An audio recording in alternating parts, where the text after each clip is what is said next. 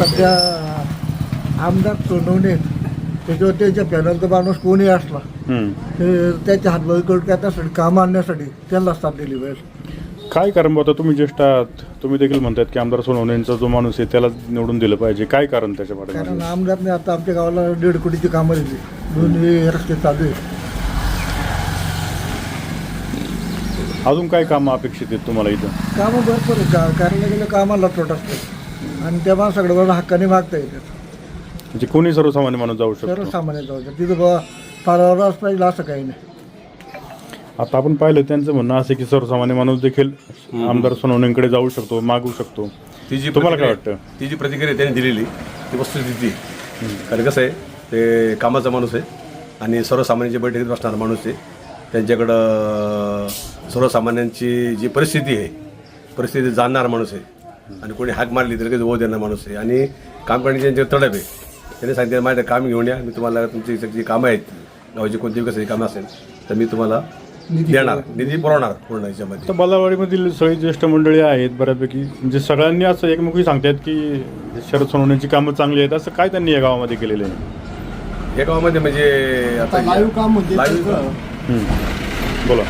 1 कोटीचा पांगरी वाचा ते बल्लावाडी रोड, 50 लाखाचा भैरवनाथ मंदिर ते शिव मंदिर असा रोड दिलेला आहे आता यापूर्वी. आता कोणती आता दिलाय, चालू आहे काम. अजून कोणती कामच चालू आहे. अजून म्हणजे त्या रस्त्याचं काम चालू आहे आता, बरोबर? यापूर्वी त्यांनी सभा मंडपाला 5 लाख रुपये बरं. आणि फेवर ब्लॉक बसून दिली भैरवनाथ मंदिरासाठी. आता तुम्ही सगळी ज्येष्ठ मंडळी आहात, अजून कोणतं असं गावाच्या दृष्टीने महत्त्वाचं काम आहे की जे करणं प्रलंबित आहे? प्रलंबित तशी कामं खूप आहेत आमचे. कॉन्क्रीट रोड होणे गावात गरजेचं आहे. गटारचे काम आहेत. प्रत्येक गावात अजून सिमेंट रोड लेंडेदरी लागले. जो रोड आहे गावातून जाणार तो लेंडेदरी होणं महत्वाचं आहे. पण इथून कंटादरी जवळ आहे, साखव झालेला आहे. त्या साखवर जाईपर्यंत रस्ता जरा थोडा खासकाळीचा रस्ता आहे तो सुद्धा. आता इथनं खरं पाहायला गेलं तर लेण्याद्री देवस्थान तुम्हाला फार जवळ आहे, पण तो रोड नाही तिथं जायला. त्या रस्त्याची जी मागणी 4 किलोमीटर आहे आहे. आणि इथून दुसरी एक कथाच्या पलीकडे जी जवळजवळ 100-200 एकर जमीन आहे त्याने सिद्धी जाण्याचा रस्ता आहे जो आता आहे त्याचा एकदम खासकाळीचा रस्ता आहे. तो सुद्धा रस्ता व्यवस्थित करून घेण्याची त्यांची अपेक्षा आहे. सत्तेवर असल्यामुळे त्यांची आता दुसरी गोष्ट जे पांगरी माता ते जर डिंगोरे हा जो मधला रोड आहे तो देखील होणं गरजेचं आहे. 2 रस्त्याची कामं त्यांनी मार्गी लावली. ही 2 रस्ते काम जी आज जवळ 20-25 वर्ष प्रकटले होते पांगरी माते बल्लावाडी, तर ते काम त्यांनी हाती घेतलेलं आहे. आणि इकडे शेतकरी जे आहेत खाली जाणार आहे त्याला सुद्धा पावसाळ्यात भरपूर त्रास होता, खड्डेवरी होते. त्यांनी सुद्धा ते काम हाती घेतलेले, ते सुद्धा ते काम आता प्रगतीपथावर आहे, काम चालू आहे. ठीक आहे. आता आमदार शरददादा सोनवणेंची कामं चांगली आहेत, तुम्ही सगळे त्यांना चांगलं म्हणताय, परंतु आता जिल्हा परिषदेची निवडणूक सुरू झालेली आहे. आज माघारीचा दिवस होता, माघार संपलेली आहे आणि आता चित्र स्पष्ट झालेलं बऱ्यापैकी. राष्ट्रवादी आणि शिवसेनेच्यामध्ये प्रामुख्याने लढत होती. ह्या गटामध्ये जे उमेदवार दिलेले आहेत दोन्ही पक्षांनी, काय तुमचं एकूण विवेचन आहे? कसे आहेत दोन्ही? जो समाजाभिमुख काम करणारा मनुष्य आहे, जो नेता आहे त्याला लोक सहकार्य करणार, बाकी काहीच असं. कोण तुमच्या नजरेत कोण आहे असा?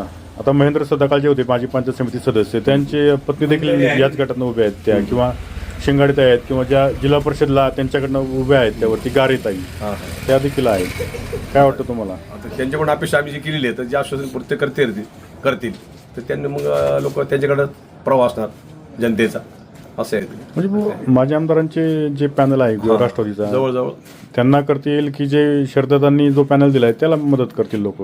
काय वाटतं तुम्हाला? बहुतेक कल इकडे वाटतं शरदादाकडेच, बहुतेक कल.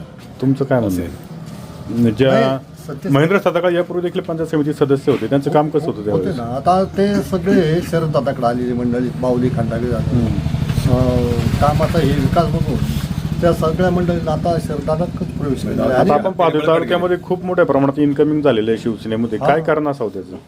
नाही, कामाचा माणूस शरददादा हा कामाचाच माणूस आहे. गावातून 812 मतदार झाले शरददादाला.